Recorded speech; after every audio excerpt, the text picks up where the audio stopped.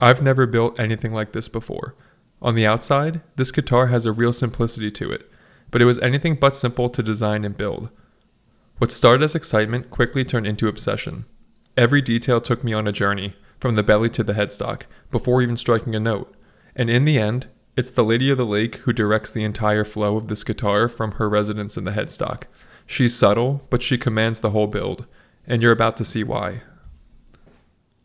This guitar started just like all of them do, a pile of raw materials. I picked some of my favorite woods for this build, including a piece of black limba that was just big enough to use as a one-piece body. It was a bit thicker than I needed, so I resawed about half an inch off the top. That extra piece will come in handy as we shape the body. This guitar is a brand new design for me. I've wanted to make a double cut version of my grasshopper model, and this guitar is the result of taking the grasshopper's belly shape and adding a pair of cutaways to the top half of the body.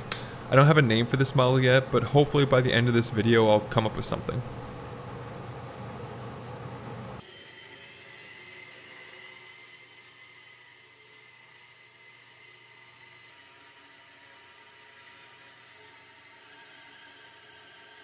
Along with my go-to woods, I decided to try something new for me, a carved spruce top. I just had a gut feeling that this guitar needed it, even though I've never used spruce on an electric guitar before. It's common on arch tops and hollow-bodied instruments in general, but a bit more rare for a semi-hollow like this one. I like the idea of it acting as almost a reverse frame, and it's simple grain enough to achieve the look I was hoping for. What I'm striving for with this build is an inverse kind of beauty, using simple, natural colored materials across most of the guitar to make the little details pop in a big way, the ones that we'll get to shortly in this video.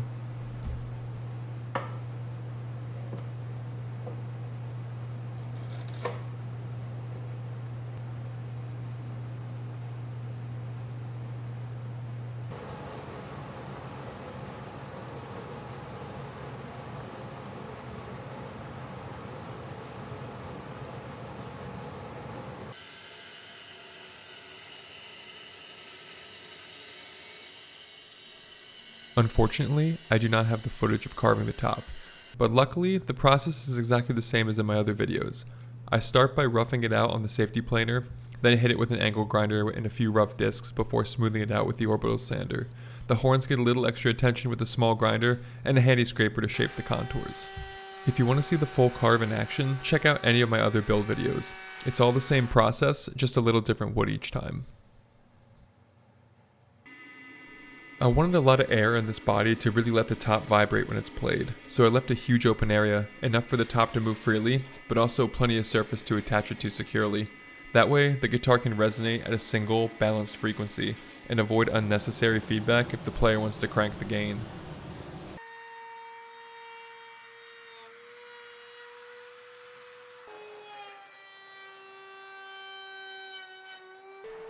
I had to leave enough thickness on the backside to make the backplate, and for that backplate I wanted a matching limba design that would flow so naturally it almost looks like it wasn't there at all. I ended up with this design and cut the template on my laser machine. The laser is an incredible tool for cutting and marking templates. It puts artistry and accuracy on the same level, which is important when every guitar is different. Honestly, it takes a little pressure off me because all of my guitars are one-offs, and because of this, I'm cutting a lot of templates across all of my builds.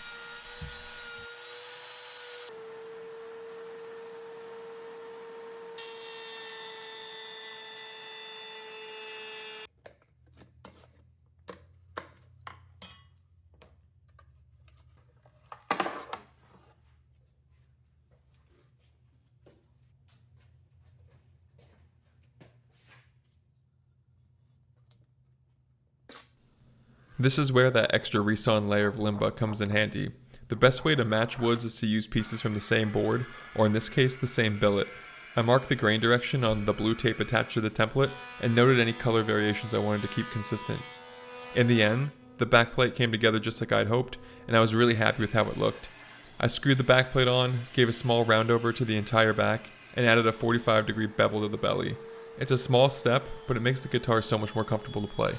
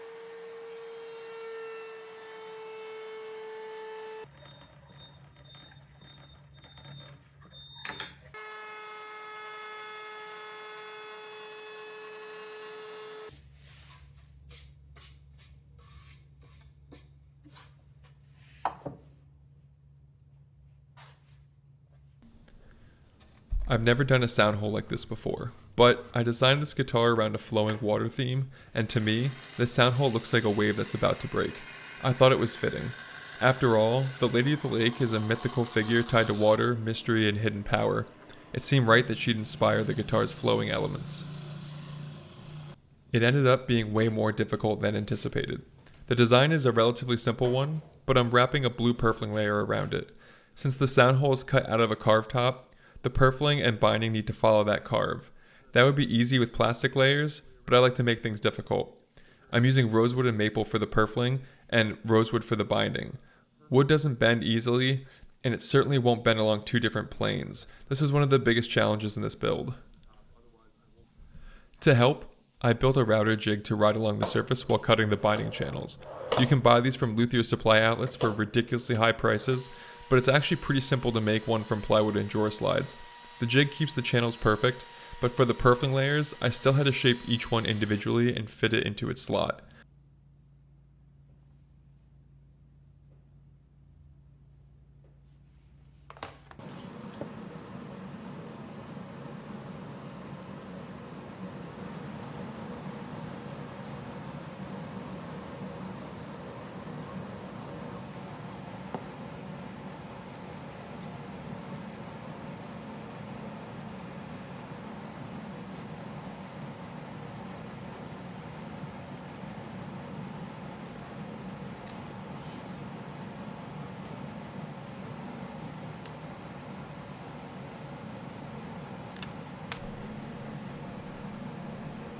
Another challenge with the sound hole that I didn't anticipate was manually sanding out the binding channels after attaching the purfling layers.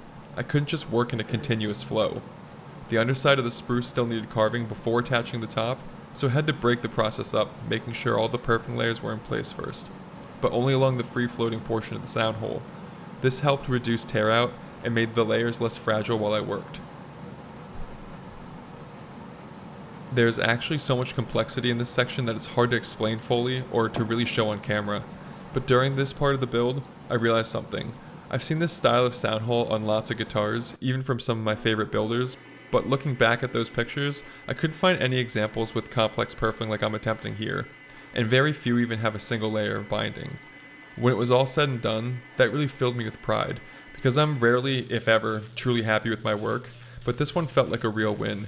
And it's really satisfying to nail something unique, especially when it involves critical thinking and problem solving.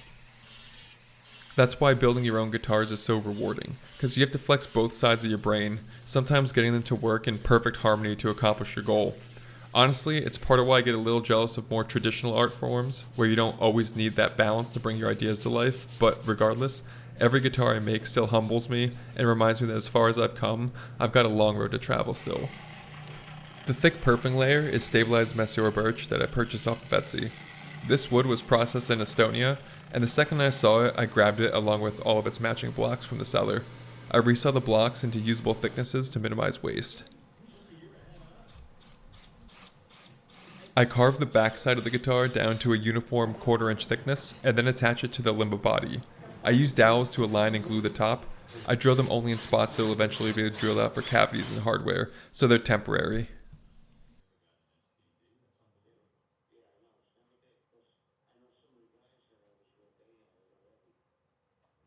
Do you guys see yourselves as tough guys? Not at all. No. I just see myself as a real terrific. Anything I can do for you? I mean, you're okay? Now, fine. You're not? For you, I wouldn't do it. I ground me once, and I couldn't believe how hard I was getting. It wouldn't stop. I didn't know where I was. Probably you with it.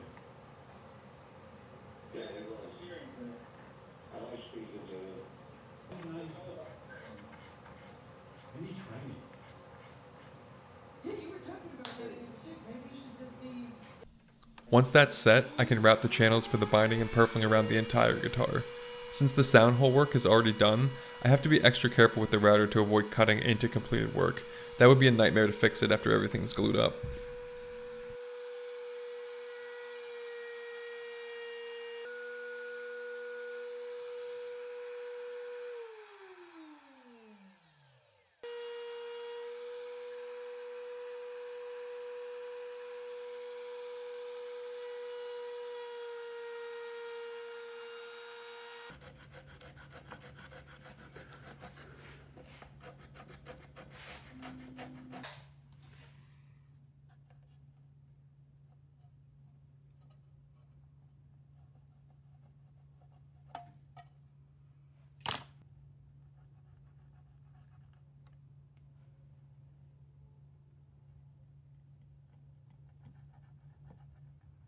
For the next little bit here, I'm just going layer by layer through the purflings until it's time for the binding.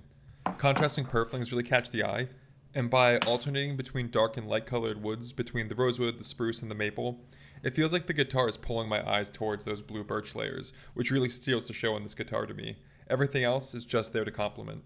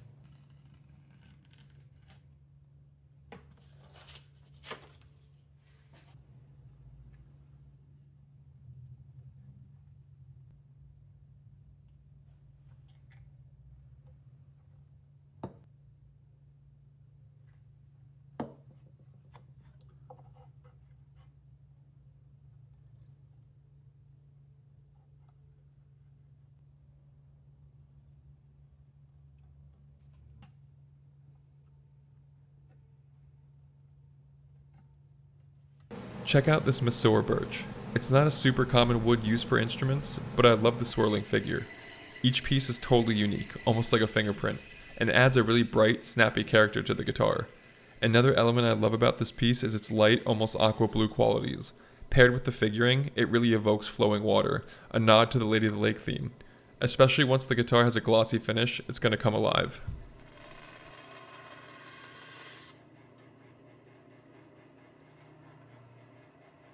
Layer by layer, I attach the purflings to the outer perimeter, which is a task I have a new appreciation for the simplicity of after tackling that sound hole.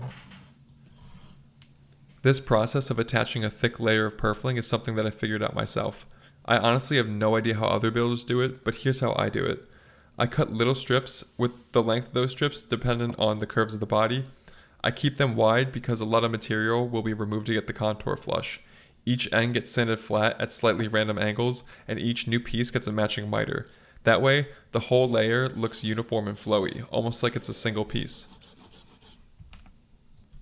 Every strip has to be crafted, sanded, and scraped with a lot of care. Even tiny gaps really stand out.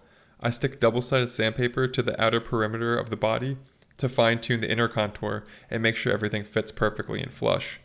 Once all the strips are glued in, I route it flat and then cut the additional binding channels.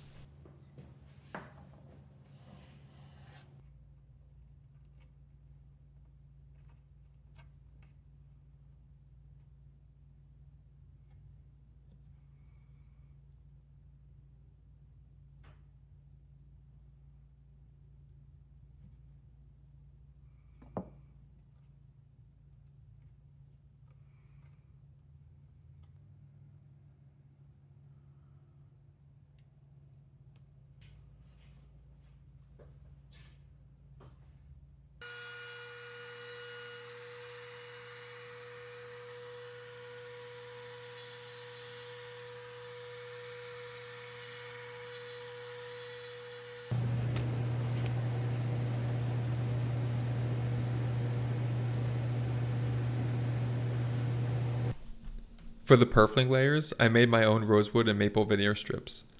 The outer binding is Guatemalan rosewood, which is a dark, beautiful, and true rosewood.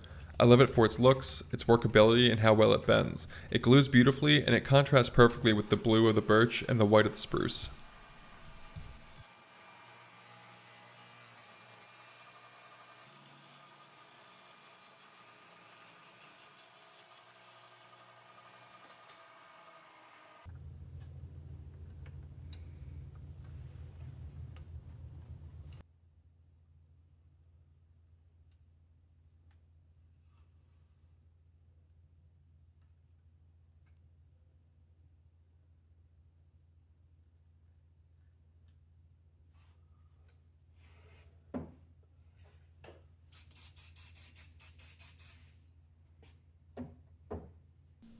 To finish the binding, I had to bend and pre-shape the final piece to close the sound hole and upper horn. That meant bending a wide piece of binding, marking its exact spot in the sound hole, and carefully cutting and shaping it before gluing it. Just like the maple and rosewood layers inside, it was a few really strange cuts on the bandsaw, but in the end, it all came together.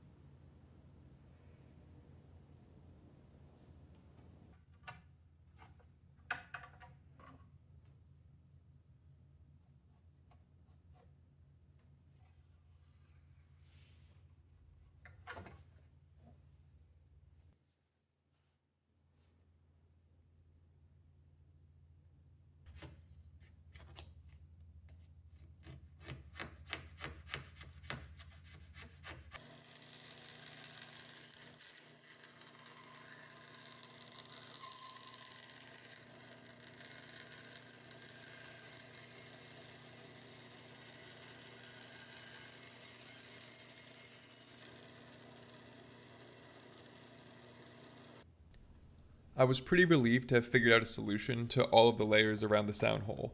The additional hurdle of the carved top contour wasn't something I had anticipated, and once I saw that the concept was going to work out, I got really excited about this guitar again.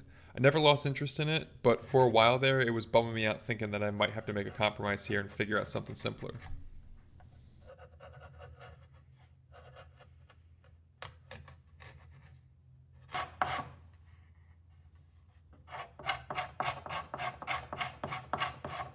Yeah, how do you stop and say you only have 2 grandchildren? There's Bruce, there's Ringo, and then there's Beth. Beth is way younger than you, Howard, and when she says, like, you have to say she's correct. Why do you think?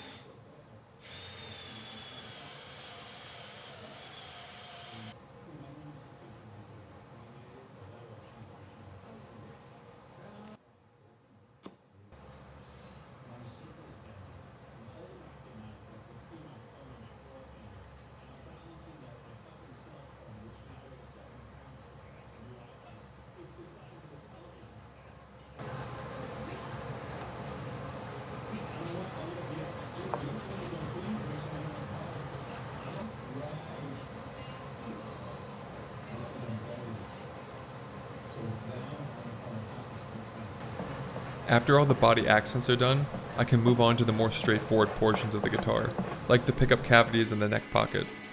For the pickups, I'm using P90s this time. If you've ever cruised around my website gallery, you'll notice that I rarely use P90s, but believe it or not, they're my absolute favorite pickups. But I also hate the way they look, because they're big, they're chunky, and they usually come with a fat plastic cover that takes up a lot of space and obscures the more beautiful portions of the guitar. I won't go as far as saying that I've settled on humbuckers for most builds, because there's so many incredible options out there, but the sound of P90s hits different for me. They're moody, they're expressive, and they're extremely versatile.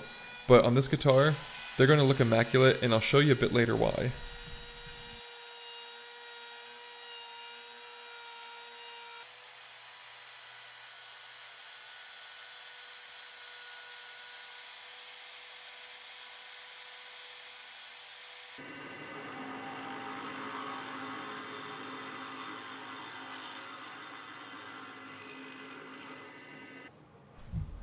Moving to the neck here, black limba and ebony are going to be the woods that I use for this neck. The neck process stays consistent from video to video. I mark it, cut it, thickness it with a safety planer, and then cut the truss rod and carbon fiber rod channels to stabilize and stiffen the neck.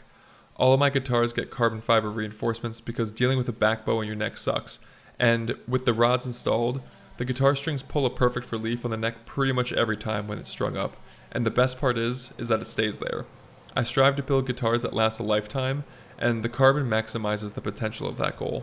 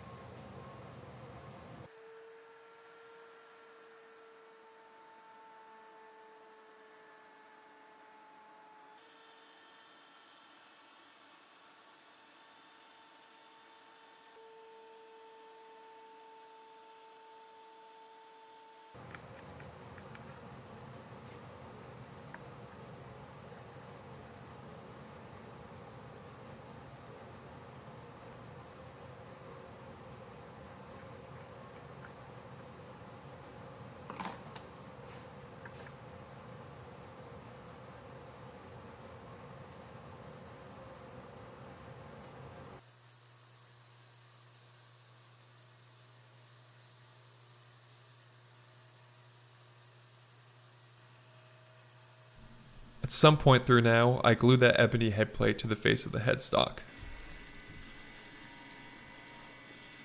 For anyone interested in the equipment that I use, most of the tools I use I get from Stewmac. Stewmac is an amazing supplier of luthier related tools, and their quality is second to none. I've got a list of my most commonly used tools in the description below. If you're thinking about buying any of these tools or anything else off of Stewmac's website, I'd hugely appreciate it if you navigated there using my links in the description. When you do that, Stewmac kicks me back a small percentage of your purchase and it doesn't cost you any more money. And that's a great way to support this channel and keep the content flowing. So thank you all for considering that.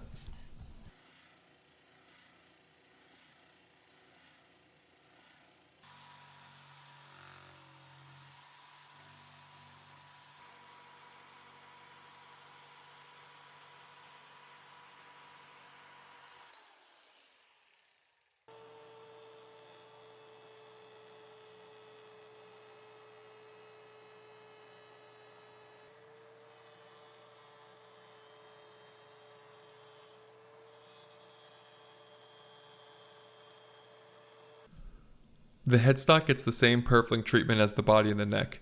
You always want to start with the headstock first, since routing the channels is much easier without an attached fingerboard. Here, I'm attaching the first layers of rosewood and maple before adding the birch purfling.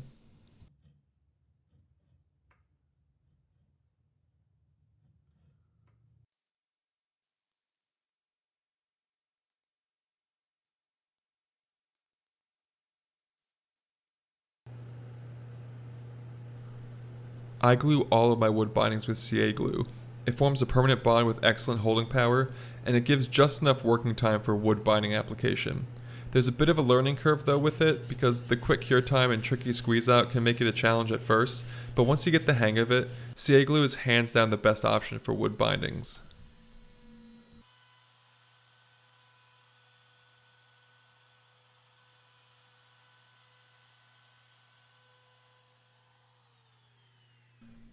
You may have noticed I had to shape and glue an extra piece of ebony at the bottom of the headstock here. In my excitement, I went a little too far with the router, but luckily, I had matching grain from the same ebony overlay. Once glued in, the transition was seamless and it's completely invisible even on the finished guitar. That's one of the big perks of working with ebony, is that mistakes are really easy to cover up. Mistakes happen on every build, and what matters is how you handle them. Shifting my mindset from being frustrated to seeing mistakes as creative opportunities has made a huge difference in the quality of my guitars. Very few mistakes are unrecoverable, you just have to be ready to adjust your plan.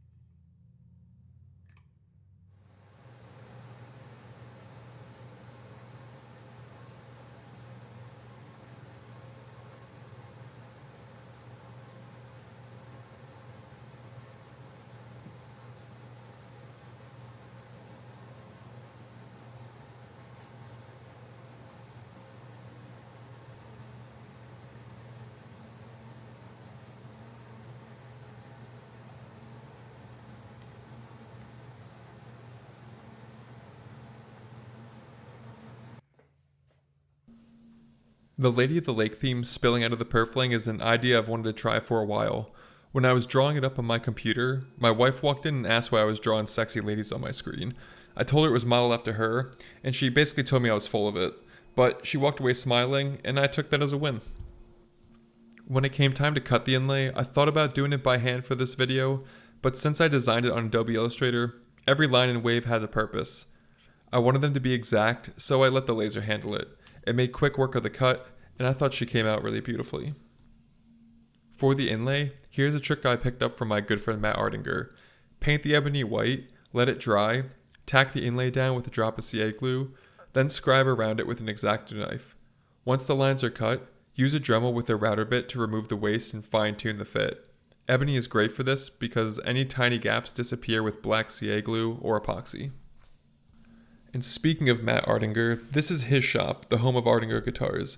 He's been building world-class instruments here for nearly 30 years, and I've been lucky enough to call this space home too. And here's the big news. Newill Guitars and Artinger Guitars are teaming up for a collaboration build right here on this channel. That video is coming soon, and trust me, you're not going to want to miss that one. So make sure you're subscribed to this channel, because that guitar is going to be absolutely amazing, and I can't wait to see what we scheme up and create together.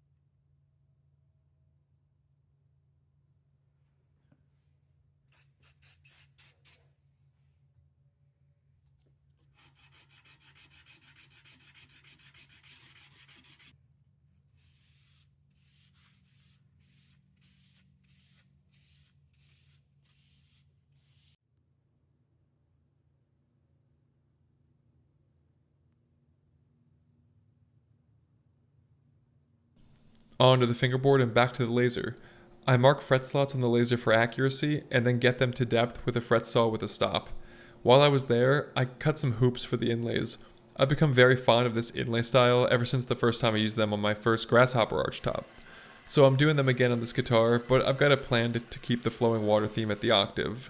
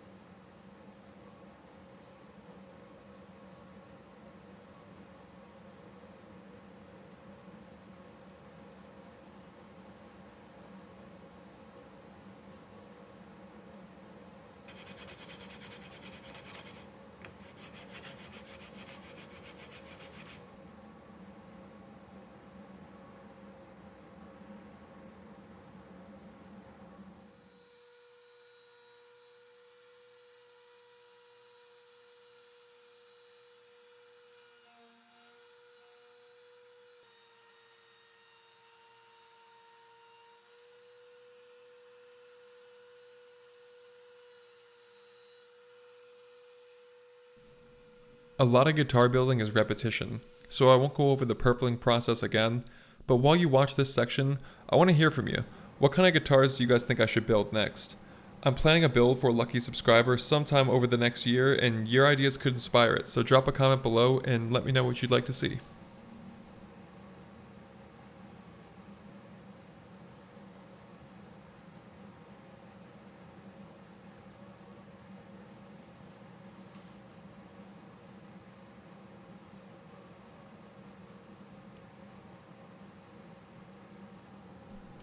So this is the third round of purfling, and at this point, even the purfling is tired of hearing the word purfling. The cool part about this area of the guitar though is that you can hide all the seams underneath the frets, which means that you can get that continuous look all the way up the neck. It's repetitive, sure, but every layer brings us closer to the finished instrument, and that's what keeps me at it.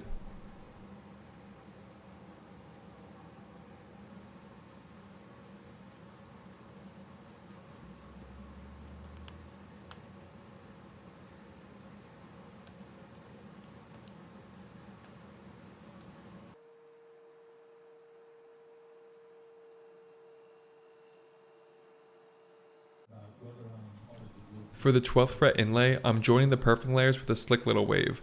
I really like breaking up and rejoining the purfling rather than just running it all over the fingerboard like you would traditionally see. The fingerboard is a great place to get creative with inlays and concepts, and I did my best to do this guitar justice with this design.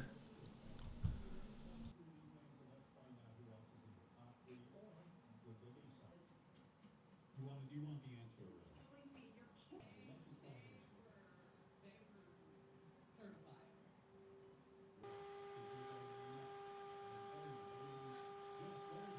This is it. Kyle, go ahead. What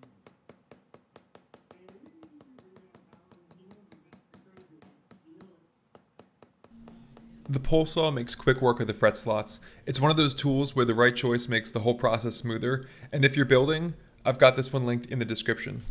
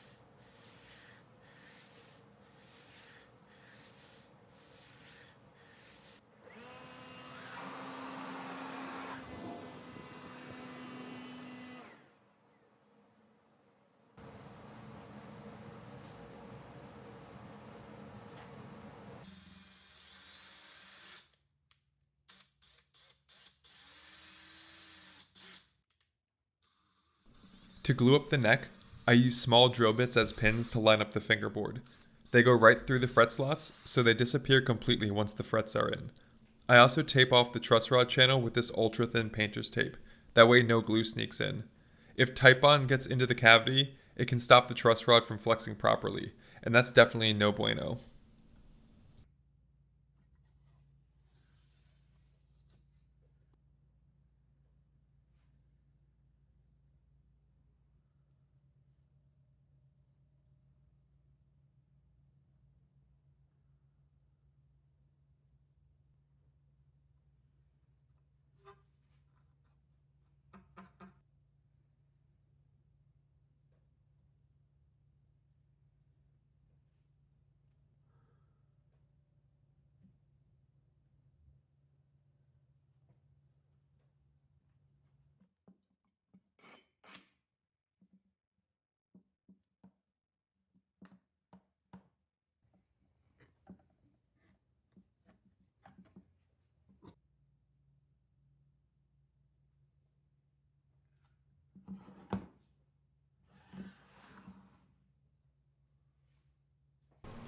I got a little overeager with the sander here, so I'm adding this ebony overlay to the bottom face of the headstock to bring it back to thickness.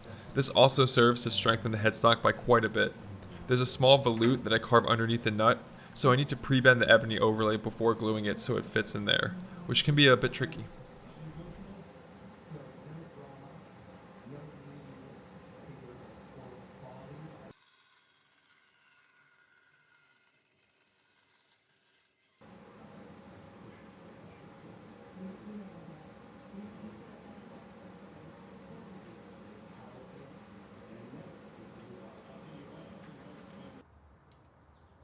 Carving a neck is probably the most personal part of building a guitar. The shape of the neck is the main point of contact between the player and the instrument. It decides whether a guitar feels effortless or feels like a fight. Every guitarist has their own preference. Some want a slim, fast carve, others want something beefier that they can really grab onto. My goal is always balance, a shape that feels natural and supportive, and also disappears in your hand so you can just focus on the music. It's also one of the most human parts of the build. No CNC machine or template can fully dictate the feel of a neck. It's the builder's hand shaping the wood for the player's hands, and that's part of why I love this step.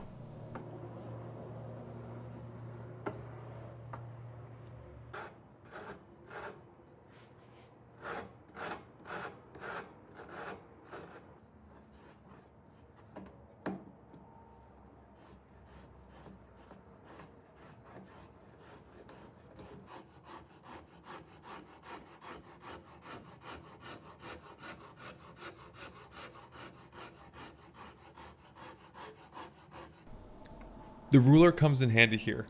I lay it across the neck and peek underneath. If I see any light coming through, that tells me exactly where I still need to remove material.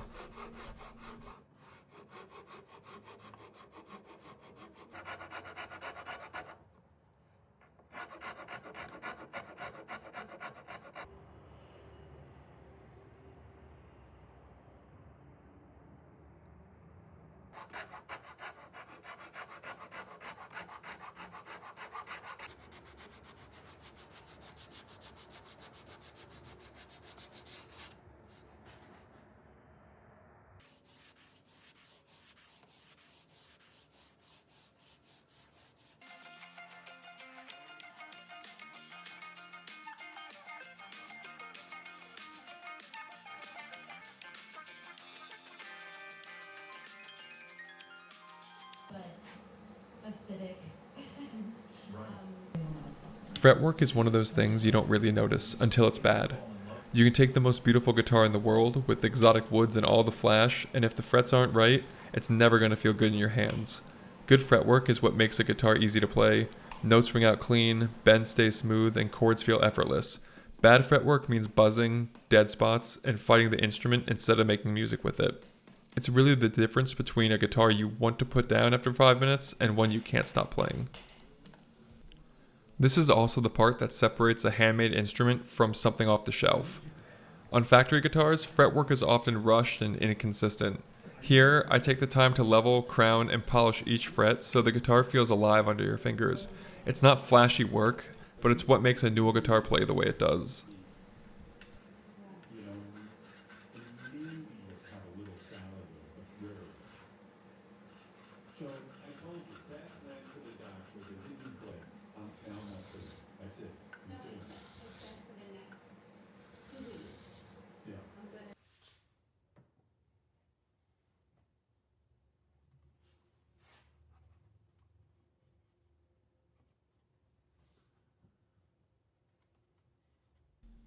A well-fit neck joint is crucial in building a guitar. If I can set the neck in place and move the guitar around without it shifting, that's how I know that the joint is solid.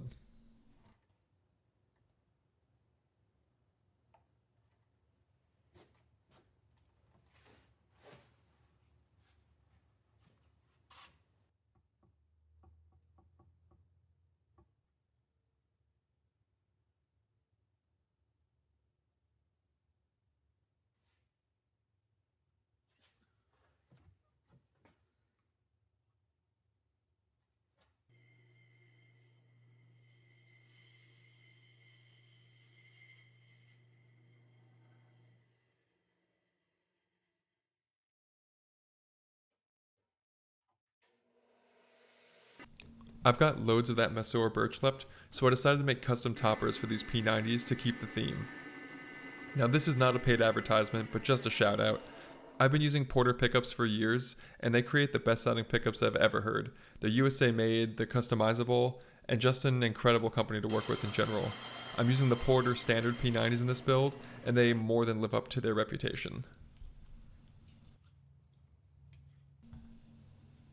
I sawed off the top of the P90 covers and used them as a template to drill into the birch for the pole pieces. Then, I lightly sanded and applied a very thin layer of glue, carefully lining them up with the pickups inside. I did a roundover using the smallest roundover bit that I could find and sanded them up to 600 grit, and then I finished the tops with paste wax for that beautiful shine.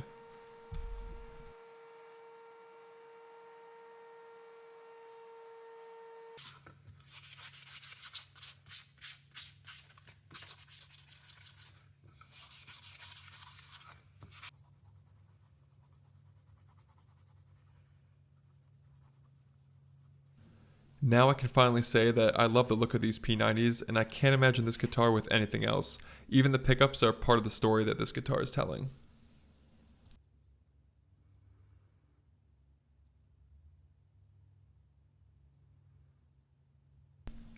I'm making the knobs and switch tip out of the same Mesor birch. If you're familiar with this channel, you probably know by now about my drill press lathe technique, and if you're not, welcome to the channel. This is how I make my knobs and switches for the most part, an easy alternative to getting the lathe out of storage. Details like these knobs make a huge difference in the overall vibe of a guitar, and just for a little bit of extra effort. I typically make a large speed style knob because they're comfortable and they offer superior control to their smaller dome variations.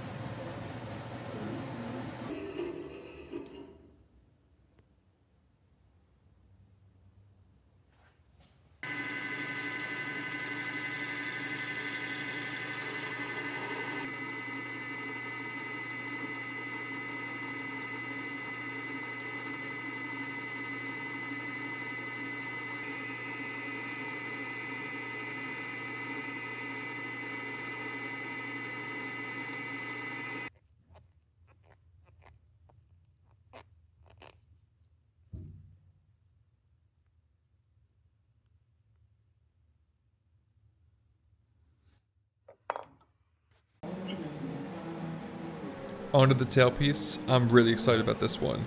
I've had it drawn up on my computer for over 5 years now, and over that time, I've thought about trying it on plenty of guitars, but I wasn't sure that it would work. I didn't feel confident enough to make it happen on those other guitars, and I didn't want to put in all that effort just to have it fail. But here we are, and this guitar deserves it, so it's time to give it a shot.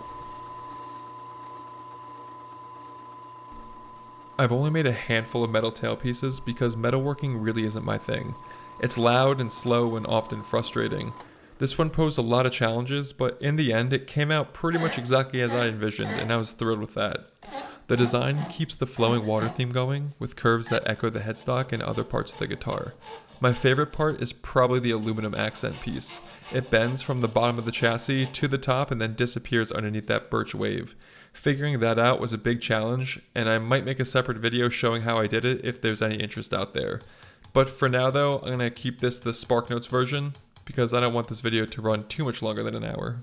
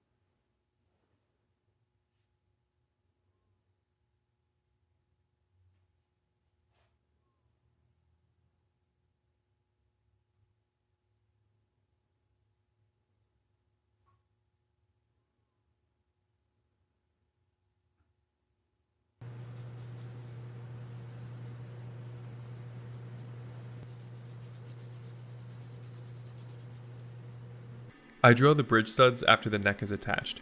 Doing it in this order really helps nail the intonation here, so there's very little adjustment needed later during final setup. For this build, I'm using a shallow 2-pneumatic bridge.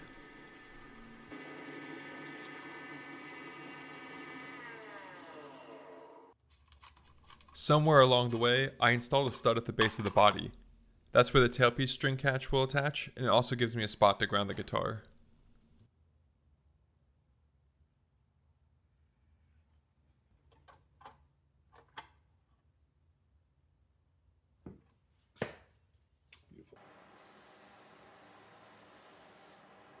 A bunch of you have asked about the finishing process after the last few videos. The truth is, finishing is a long grind. Sealing, grain filling, spraying, sanding, spraying again, and you keep repeating until you finally land on a surface you're happy with.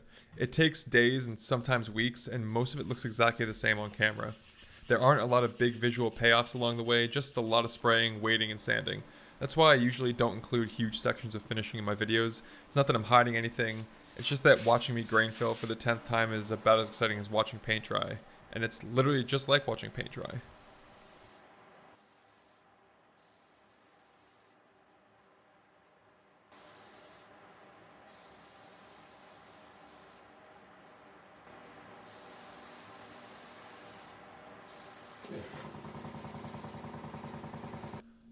Probably my favorite Lady of the Lake lore that I've read is that long ago, the Lady of the Lake offered Arthur a gift, a sword unlike any other, but it wasn't his to own, only to carry and trust. When his battles were done and his reign was ending, the sword had to return to her. Bedivere threw it back into the water, and from the depths a hand rose, caught it, and pulled it beneath the surface forever. A reminder that power is borrowed and not possessed, and every creation eventually returns to where it began.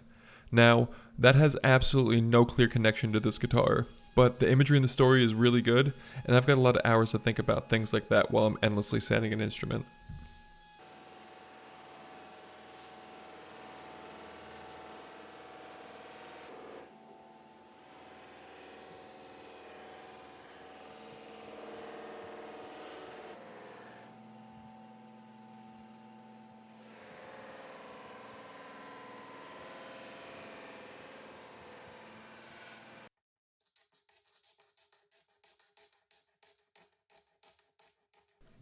I'm going to keep the setup dialogue brief here and stay true to form. For all of you who made it this far in the video, I really appreciate your view and hope you enjoyed the journey here. There's billions of ways you can spend an hour of your life, and I'm truly thankful that you chose to spend an hour here on this channel. Hope you enjoy the upcoming sound demo. I tried to incorporate a variety of styles to show the versatility of this thing. Thanks so much for watching, and there's loads more build videos on my channel waiting for you to check out.